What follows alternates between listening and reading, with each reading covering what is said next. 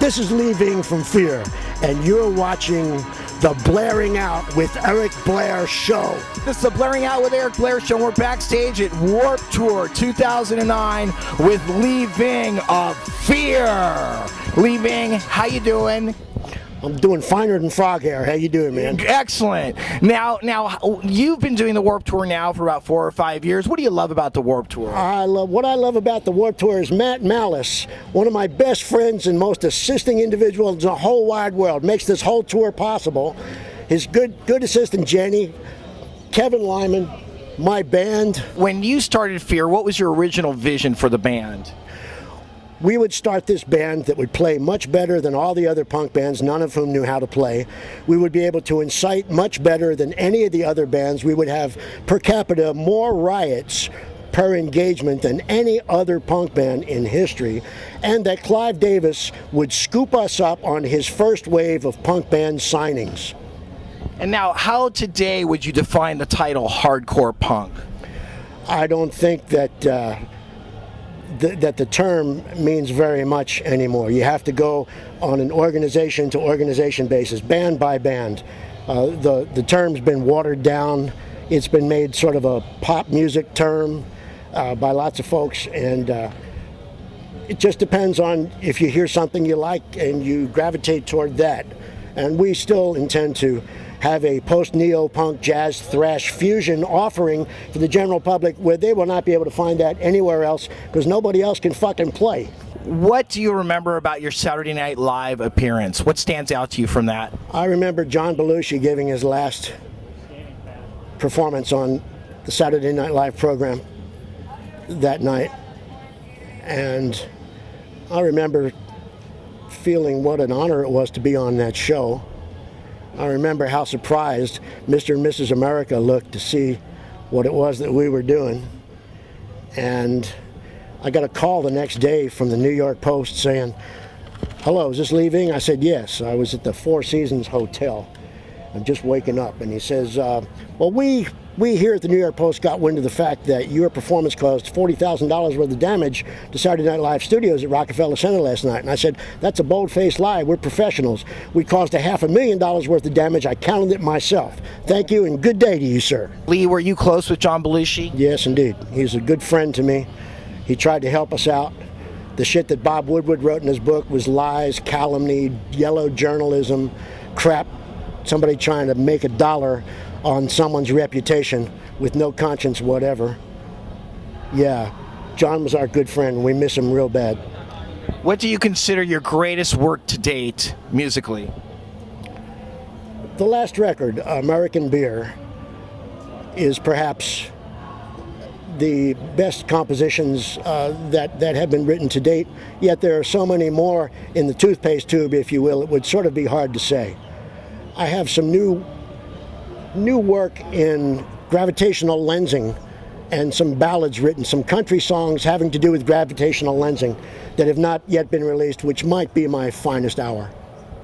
Lee, how have some of the younger bands embraced you on the Warped Tour as a human? Oh, they all seem real nice. You know, everybody here at the Warped Tour is great. We meet a lot of good folks, and a lot of people starting out, you know, getting their first idea of what doing this for a living's all about and doing this for love is all about. And so it's always good to talk to people who are interested and passionate about music. How much do you think being in the decline of Western civilization helped Fear to get exposure? Absolutely great. No doubt about it, hands down. Penelope Spheeris found us slamming up posters in Laurel Canyon, said, "You want to be in my movie?" We said, "Hell yeah." And she put us in the film. The film toured the country, and we toured the country right behind it about 2 weeks later, and we're a national headline act in every town we went to right after that. So it was an enormous assist. Penelope, I love you. Thank you for that. We owe you lots. God bless you. Lee, how did you feel about the passing of Michael Jackson last night? I was very sad, and Farrah Fawcett too. Every American loved both Farrah Fawcett. Every American male was in love with Farrah Fawcett. We're all very sorry to see her go and sorry for the tragedy her family has to deal with. And for Michael too, God bless him. He, with all his success, had his difficulties. He's the most popular pop star that ever lived. Hands down. No one else came close. And I'm sure that we'll all feel the loss, as I do. Are you guys working on a new Fear record? Yes. To be in a theater or drive-in near you very soon. FearLeeVing.com is where you'll find it. Although we're also available on iTunes, Amazon, Napster, and all the other fly-by-night corner drive-in, download for nothing, share with your buddies music stores.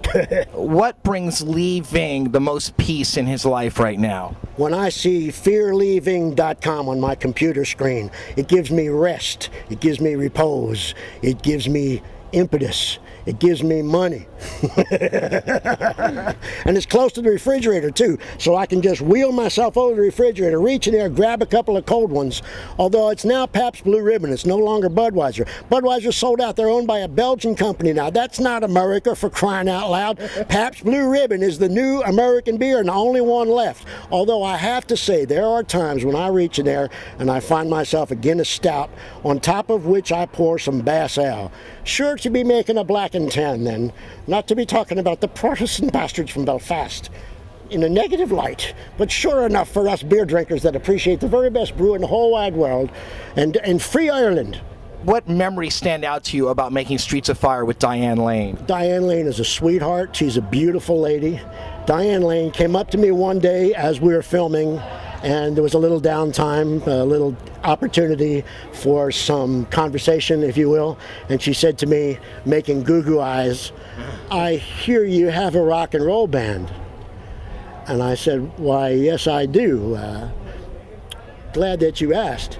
Except at the time I was married, so I didn't feel the go-ahead to actually flush out this opportunity the way I might have under other circumstances. And perhaps now that I'm divorced, it would have been something I ought to have done. Might have wound up in Lonesome Dove. I might wound up being a tough cowboy biker in Lonesome Dove. But then they didn't have bikes back that time. Then I could have been a tough guy from Philadelphia in Lonesome Dove. They didn't have any of them guys either over there. Fucking guy.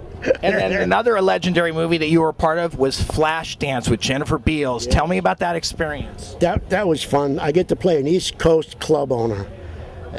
Strip club almost. Right, something about which I know a lot. Yeah. So it was a shame to take the money. So it's 3:45 in the morning. And I'm supposed to grab Jennifer Beals and put her up against the car and say, "You're going to come over to our place. Me and Cecil over here. Smoke a little weed, do a little wine. Come on, just a big party, just the three of us." And so the first time we try it, Jennifer starts scratching and kicking and screaming. I said to her, after Adrian Lyne yells, "Cut, cut, cut," I said, "Jennifer, what's the matter? Let's get this scene over with, man. It's 3:45 in the morning. Let's get this sucker shot." She says, "Oh, but the thing I'm most afraid of in all the world is being raped." I said, "Jennifer, I'm not going to rape you. This is a movie lot. This is a movie set. You know, we're trying to get this shot here. Let's get it over with. You're not in any danger. Help me out. Let's get this over with." So Adrian comes up to me and says, "John," that's my character name, Johnny C. He says, "John, when we shoot this scene, just grab her, throw her up against the car, and let's get this sucker done." I said, "You got it, Adrian." So he says, "Action." I grab her, toss her up against the car. We get the shot. Then Michael Nouri says, "Hey, John, leave her alone." I says, "Hey, Nick, what are you doing here? Slumming? This ain't your neighborhood no more." It was very Shakespearean, and I made up all my own lines and did all my own stunts, too. And the director was great to work with. How would Lee Ving define the word love? Something that everybody knows, like fear. Lee Ving, you are the man. Thank you so much for being on the Blairing Out with Eric Blair show. You rule. You have inspired rebellious youth for years. And many, many more. The Blairing Out show.